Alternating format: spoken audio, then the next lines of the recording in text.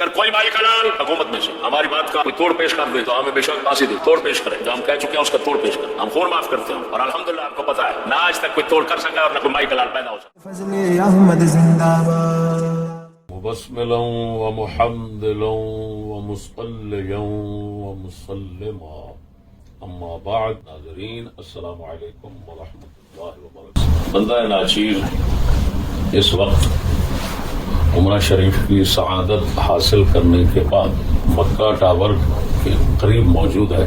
دوستوں نے علامہ کرگس خانے والی صاحب کا کلپ سنایا جو حضرت نے یہاں ریکارڈ کروایا، تو اس کے جواب میں بندہ ناچیز یہ کلپ ریکارڈ کروا رہا ہے۔ اس کا عنوان ہے علامہ کرگس خانے والی صاحب کا رمضان شریف کے مہینہ میں مکہ اور مدینہ میں اپنی عادتوں سے باز نہ آنا۔ اس کی وہ کون سی عادت ہے کہ جو مکہ مدینہ میں رمضان کے مبارک مہینے میں بھی اس علامہ منہور صاحب کو نہیں چھوڑ رہی؟ وہ عادت ہے جھوٹ اور جہالتوں کے اظہار کی، باوجہ ضد و عناد۔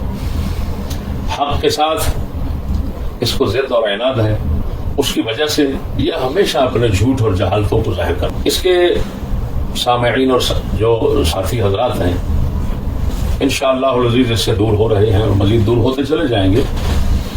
کب تک کوئی آدمی جو صاحب ایمان ہے اور صاحب ضمیر ہے وہ جھوٹ اور جہالتوں کو سننے پر اصرار کرے گا؟ میرے دوستو، یہ لوگ بیچارے بندہ ناچیز کی تحقیق اور اللہ تعالیٰ کی طرف سے جو بیان حق کی وجہ سے عزت ملی ہوئی ہے اس کو دیکھ کر جلتے بولتے ہیں، حسد اور عناد میں جلتے ہیں۔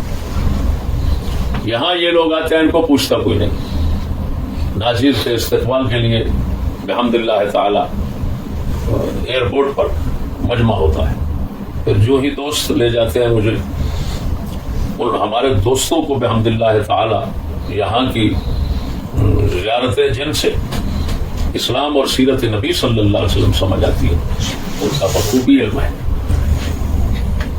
اس مرتبہ تو ہمارے محترم محمد سرفراز چشتی صاحب شجاباد والے، انہوں نے ناچیز کو ایسے ایسے عجائب اور غرائب زیارات سے مشرف فرمایا کہ پاکستان میں کوئی ایسا شخص نہیں ہوگا جس کو ان زیارات سے سعادت نصیب ہوئی۔ بندہ ناچیز مدینہ شریف سے مکہ شریف کے راستے پر کچھ میل کے فاصلے پر ایک جگہ آتی ہے روضۃ خاخ۔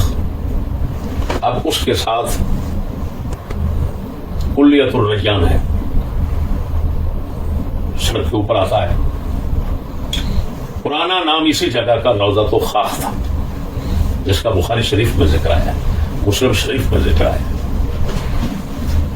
ہمارے ساتھی ہمیں وہاں پر لے گئے، انہوں نے ناچیز کو مطلع کیا کہ یہ وہ جگہ ہے جہاں پر سیدنا حاطب بن ابی بلتعہ رضی اللہ تعالی عنہ نے جو خط بھیجا تھا ایک عورت کے ہاتھ، یہاں پر اس روضۃ خاخ کے مقام پر انہوں نے اس سے بازیاب کیا، واپس لیا۔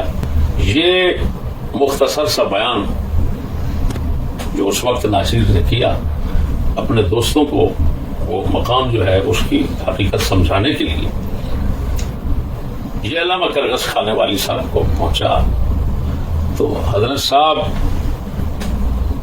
اللہ اکبر اپنی عادت شریف کے مطابق سیخ پا ہو گئے اور کلپ ریکارڈ کروا دیا۔ یہاں اس بیچارے کا مقدر ہمیشہ ذلت اور خواری ہے، پاکستان میں ہوں تب، اور اگر یہاں وادی فاران کے علاقے میں ہوں تب حضرت کا مقدر یہ ہے۔ اب دیکھیں، اس نے کہا کہ میرا نام لے کر کہ یہ دیکھو جھوٹ بول رہا ہے، غلط بیانی کر رہا ہے، فلان کر رہا ہے۔ اس نے کہا ہے کہ مولا علی نے اس عورت سے کہا تھا کہ وہ خط ہمیں دے دے ورنہ ہم تمہیں تیرے کپڑے اتار دیں گے۔ اس نے کہا دیکھا حدیث میں تو ہے، پھر عبارت پڑھ کر آگے سناتا ہے۔ جبکہ اصل عبارت ہے فقلنا لتخرجن الکتاب او لتلقین الثیاب، ہم نے کہا خط نکال یا تو خود اپنے کپڑے اتار. او لتلقین الثیاب. اللہ اکبر. کہتا ہے دیکھیں اس کا تو مطلب یہ ہے کہ تو کپڑے ڈالے پھینکے گی اپنے. اس نے گستاخ نے مولا علی کے متعلق کہہ دیا کہ ہم تیرے کپڑے غیر عورت کا فرد کے کپڑے کیسے اتارے. مولا علی رضی اللہ تعالیٰ عنہ کسی اجنبی عورت کو یہ نہیں فرما سکتے کہ میں تیرے کپڑے اتارتا ہوں. علامہ کرگس صاحب، آپ کی خالی صورت کرگس سے نہیں ملتی، آپ کا ذہن شریف بھی کرگس والا ہے. آپ کو اتنا تمیز نہیں، مجھے سمجھ نہیں آتی. کرگس کی نظر تو بہت دور ہوتی، بہت تیز ہوتی. کہتے ہیں پہاڑوں میں ہو جہاں پر بھی مردار پڑا اس کو نظر آ جاتا. لیکن افسوس ہے آپ کی مشابہت تو پوری ہے کرگس کے ساتھ، لیکن نظر کمزور کیوں ہو رہی ہے؟ آپ نے دیکھا نہیں یہ آپ کا مکالہ شریف ہے اپنے شاگردوں کو 5-7 کو بٹھا کر بخاری کھولنا، ادھر نل کے ینہ ہے یا تل کے ینہ ہے. یہ آپ کا مکالہ شریف ہے کہ آپ نے نون کی جگہ تا پڑھ لیا. اسی وجہ سے اسی بخاری مسلم میں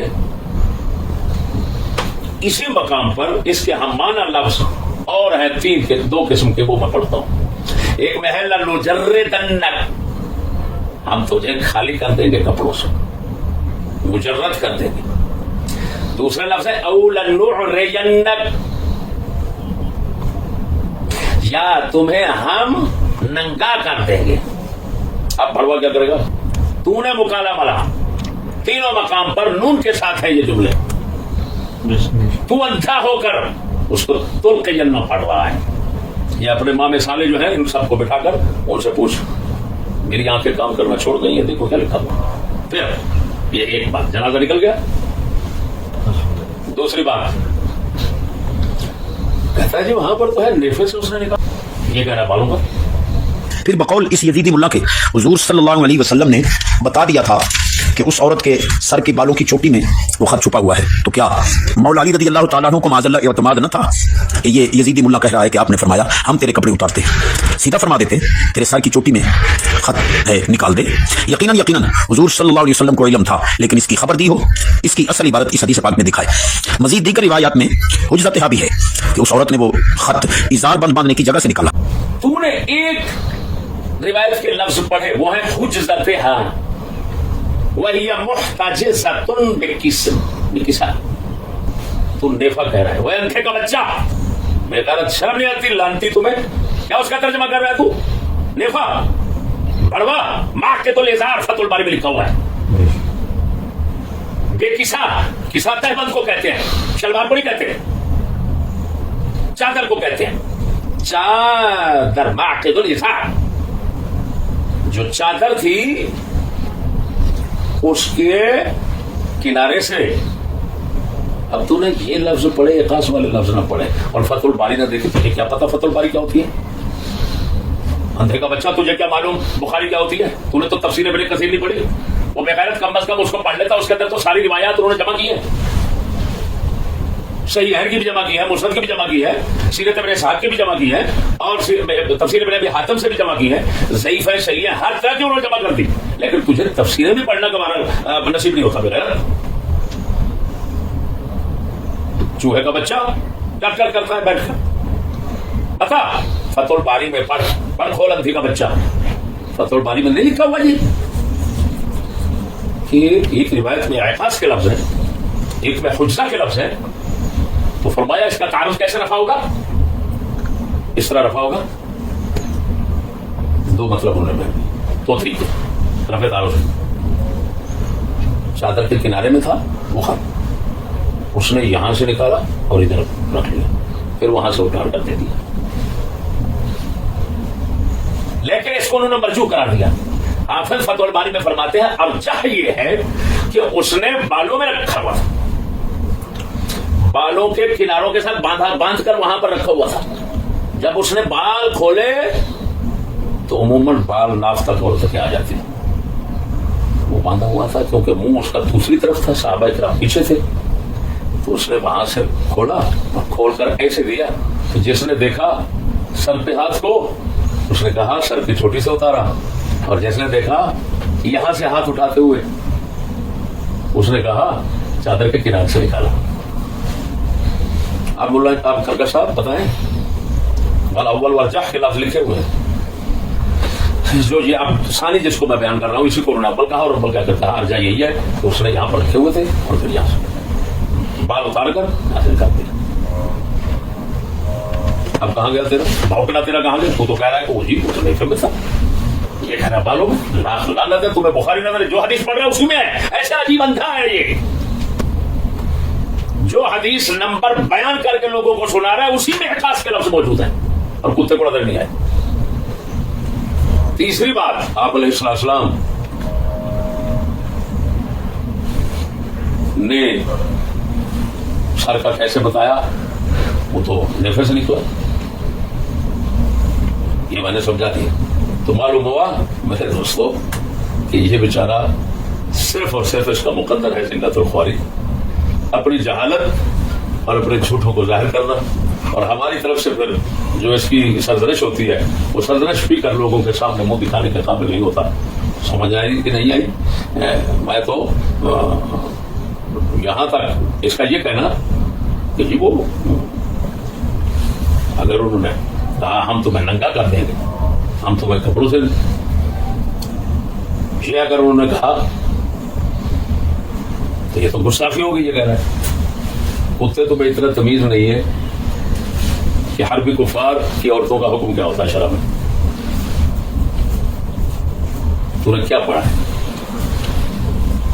یعنی کون کون سی بکواس ہے کہ لوگوں کو سمجھاتے رہے. ہم بڑے نے اعتراض کیا کہ مولا علی وہ کیسے کہہ سکتے ہیں یہ تو گستاخی ہے، تو میں ہم تیرے کپڑے اتار دیں گے، تیری بات مان لی. آپ نے ان سے کہا، اس عورت سے کہا تو کپڑے پھینک دے. اب میرا سوال ہے تجھ پر، اگر مولا علی اتارتے تو گستاخی بن جاتی، حالانکہ حدیث میں یہی لفظ ہے. یہ بتا اگر وہ پھینک دیتی، اب مولا علی اور صحابہ کے لیے اس کو ننگے حال میں دیکھنا اور اس کی تلاشی لینا یہ کیسے جائز بنتا ہے؟ اس کا جواب تو اور تیرے تمام ساتھی پاکستانی ملا کا جواب دے دے، میں مجھے پڑھ جاؤں.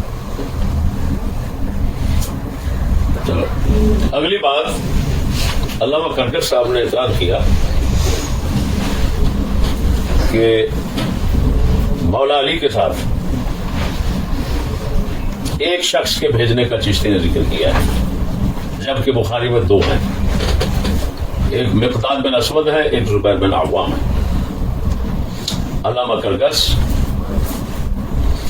روایات اگر مختلف نہیں پڑی تو پنگے نہ لیں، صرف اس مقام پر تفسیر ابن کثیر کو پڑھ لیں. وہاں پر مقداد بن اسود کی جگہ ابو مرثد غنوی ہیں صحابی، جن کا نام کناز بن حسین ہے. ابو مرثد کا ذکر ہے، ایک روایت اور ہوگی. اسی تفسیر ابن کثیر میں مولا علی کے ساتھ حضرت عمر بن خطاب کا ذکر ہے، بس اور کسی صحابی کا نہیں ہے. یہ اور روایت ہو گئی. میرا ایک کہنا وہ بھی ٹھیک ثابت ہو گیا کہ عمر بن خطاب والی روایت میں صرف مولا علی کے ساتھ عمر پاک کا ذکر ہے اور کسی کا نہیں. تو کیوں پنگے لیتا ہے؟ روایات میں ایسا اختلاف ہوتا ہے. اور پھر دوسری بات یہ ہے کہ جب میں نے کہا مولا علی کے ساتھ ایک ہے، اگر دو ہیں تو ایک کی نفی کہاں ہوگی بڑوا؟ مجھے اتنا تمیز نہیں ہے کہ عادت کا مفہوم مخالف نہیں ہوتا. عادت کا مفہوم مخالف نہیں ہوتا. جب تم کہہ رہے ہو حق چار یار، تو کوئی پاگل کا بچہ ہوگا جو کہے نبی پاک کے باقی صحابہ کو تم باطل کہہ رہے ہو، غلط کہہ رہے ہو، کیونکہ چار کو حق پر کہہ رہے ہو. یہ عادت ہے، عادت کا مفہوم مخالف نہیں ہوتا. اسی وجہ سے قرآن مجید میں یہ تو بڑوانتے کا بچہ اصول فقہ کا مسئلہ ہے، تیرا باپ بھی اصول کتابوں کو نہیں سمجھتا، نہ پڑھ سکتا ہے نہ سمجھ سکتا ہے. اصول فقہ کا مسئلہ ہے، عادت کا مفہوم مخالف ہوتا ہے کہ نہیں، یہ بہت بڑا مسئلہ ہے. اللہ تبارک و تعالیٰ نے محبوب صلی اللہ علیہ وسلم سے فرمایا ان منافقوں کے لیے تم 70 بار مغفرت مانگو تو میں نے بخشوں گا. اللہ کے محبوب صلی اللہ علیہ وسلم فرمایا میں 70 سے زیادہ بار مانگوں گا. اللہ نے 70 بار مانگ لیا، میں 70 بار سے زیادہ مانگوں گا تو وہ ممانعت میں نہیں آئے گا. یہ اللہ کے یہ قرآن ہے، حدیث مختصر بخاری مسلم. یہ مختصر یہاں بیٹھ کر مکہ شریف میں، کیونکہ اسی علاقے میں اس نے بھونکنے کی ضرورت کی تو ناچیز نے اس کی سرزنش یہیں پر کر دی. ہمارے پاس نقد سودا ہے، ادھار ہمیں دوبارہ نہیں ہے. اللہ جل شانہ ہمارے مسلمانوں کو ایسے جلیل القدر کرکسوں سے محفوظ رکھے. باقی اس نے بڑے جوشوں سے کہا وہ جی بلتا ہے تمہیں بڑھوا، میں بولتا بولا لفظ بلتا ہے، یہ نام ہے، یہ نام ہے اس صحابی کے والد کا. وہ مسلمان نہیں تھا تو میں نے پیش بدلا، زبر بدلی، تو انہیں ساری حدیث کا معنی مطلب ہی بگاڑ کے رکھ دیا. اب اپنے جو حرامی بیٹھے ہیں نا شاگرد، ان شاگردوں اور اپنے حرامی ساتھیوں سے پوچھ جرم کس کا بنتا ہے؟ معنی کو بگاڑنے والے کا بنتا ہے یا زبر پیش کے بدلنے والے کا بنتا ہے؟ یہ ان سے پوچھ لو. آخر دعوانا الحمد للہ.